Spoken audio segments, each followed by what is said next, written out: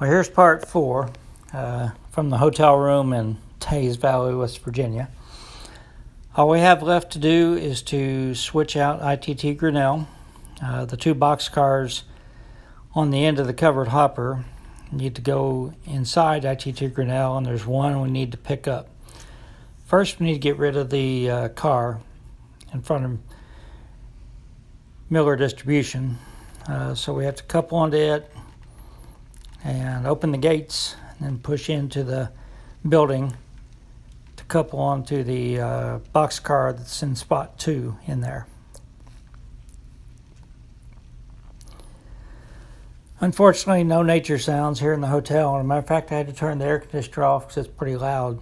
So it's starting to heat up in here. I'll have to turn it back on as soon as I'm done narrating.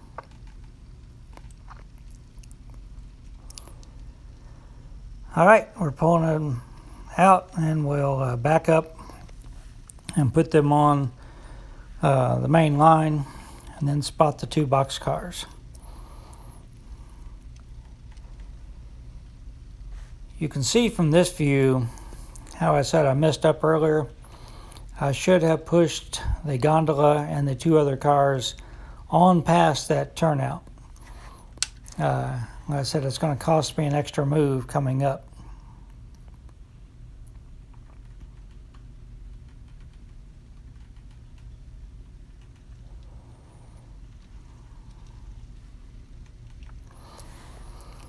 This is a pretty short operation. It's only about 8 minutes or so. So I'll probably tack a couple things on the end about the little stuff I'm doing in the hotel room in West Virginia this week since it's in scale. I'm going to try to keep the real train videos separate from the model train videos.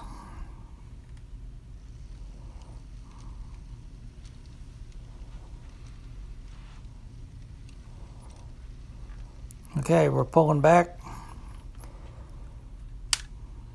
So throw the turnout, and now we can push the 2 cars in. The DT&I boxcar on the end there, the yellow one, I removed the roof walk off that. And again, I doubted that it ever had that herald, which started in 1973.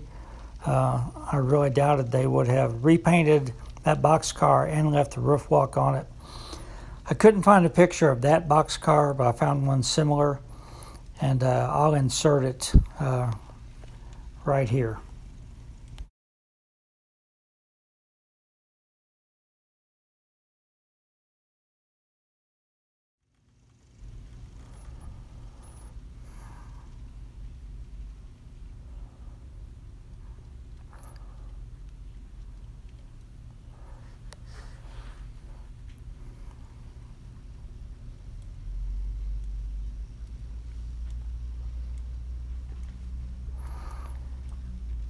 Now we need to go back to get the boxcar that needs to be respotted at Miller.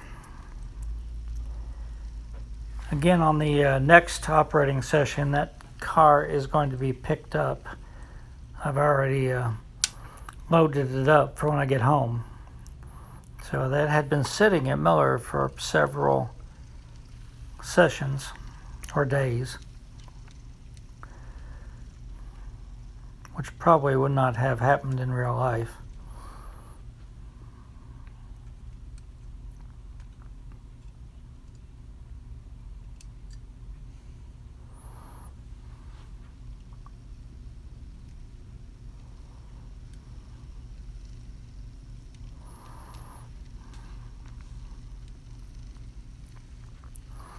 Again, this engine ran very well.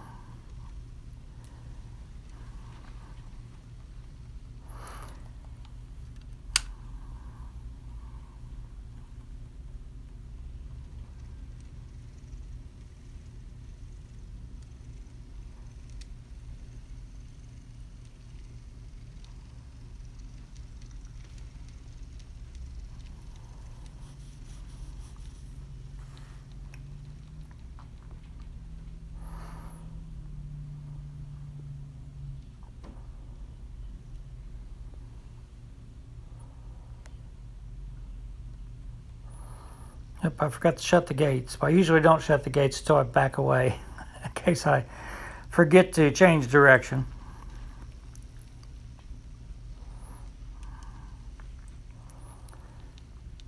Flip the turnout, and now all I have to do is to go back to get the car that I pulled from ITT Grinnell. Again, if I had pushed the other cars on through the turnout, I could have just got this car, then kept pushing down and got those 3 cars and headed back to the yard.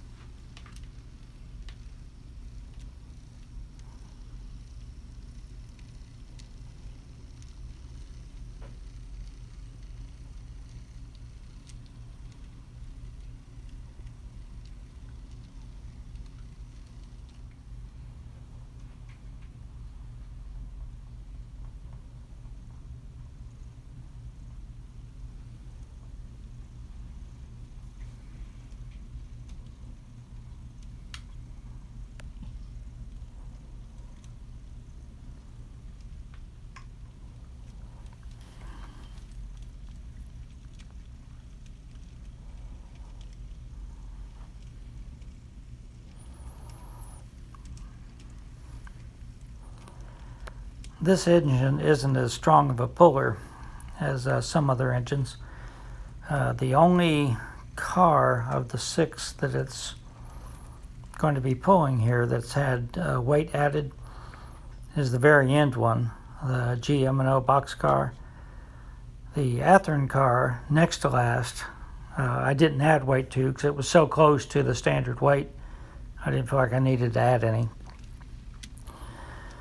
But the other 4 are just from the factory, and I'm sure that they were a little light.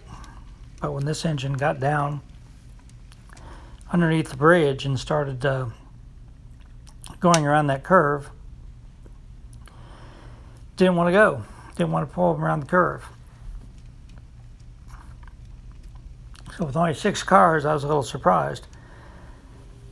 And when I add weight to the cars, it may make it worse. Did fine on the straights. It was just the curve that had problems.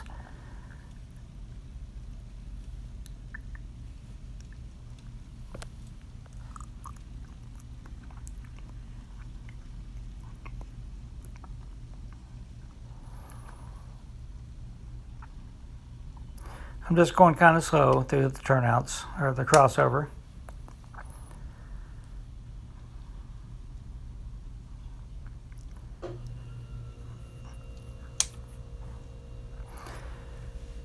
So after this, I'll tack on a little bit stuff I'm doing in the hotel room, model railroad related.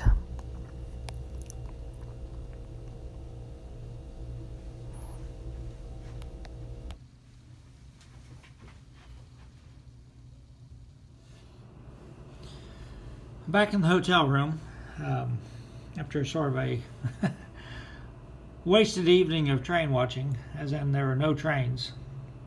Spent a couple hours total at the tracks on the CSX and saw nothing. And it started raining to boot. So anyhow, this kit, I think I showed you that I bought it. And one of the things you have to do in it to put the railings in around the top, this is a white metal kit. If you can see is you have to drill holes there, and they're not marked as to where to drill the holes. You have to figure out where to drill the holes, and you have to use a number 79 drill bit.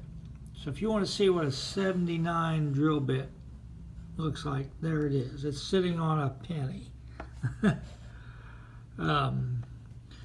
Needless to say, pretty tiny. I sort of wish I'd bought one a little bit bigger and then just filled the holes with super glue or something. But might as well work on it. I can only drill a few at a time. I can't, the concentration level leaves me. But I drilled 4 when I was in Princeton, so I'm going to try to keep working on it. I don't know if you want to classify this as a tip or not. This is what I'm doing. So the directions say to drill 4 holes. And here's the piece. So you have to drill 4 holes with a 79 bit exactly that far apart, which will give you no room for play at all. I don't know. It's probably possible. What I'm doing is I'm drilling 2 holes at each end. And you can see the piece here. The middle tabs, I cut them off shorter. Not all the way flush, but when I stick the end tabs in, they'll hit the body. And if there's any little gap there at all, it'll fill up with paint. Believe me, this is N scale. So I just don't see myself getting 4 holes to line up perfectly straight and perfectly distanced apart with the 79 bit. So that's how I'm doing it. You can do it that way if you want, but that's how I'm doing it. Okay, I got the railings on. Managed to only break one of the 3 drill bits I bought. I was smart enough to buy more than one. They were $1 a piece.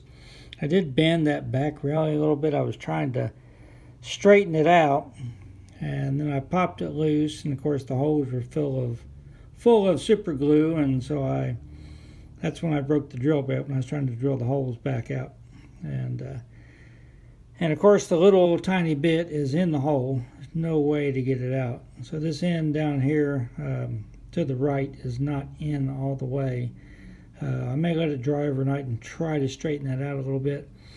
But again, this is at a scrap metal dealer in Oak Hill, Ohio, and it's used to load scrap, crawl around the yard. It's been run into stuff.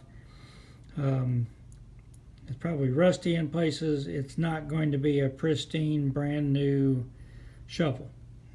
Just because nothing else in Oak Hill is pristine, brand new at this point. So I'll keep you posted on my build of this. Unfortunately, I did find out, because I was doing a little bit of work at home on the workbench, and I made it over here and did not bring an X-Acto knife. I don't know how. I've been searching through this box, got all the box stuff, and I usually have like a straight razor blade or something. I have nothing to cut with. So it's probably back to the hobby shop tomorrow to get a X-Acto knife or find some straight edge razor blades or something, or I won't be doing anything in the hotel room, and it's supposed to be raining next couple of days. So I'll post this now, so hopefully I can see some real trains at some point on this trip. So everybody stay safe.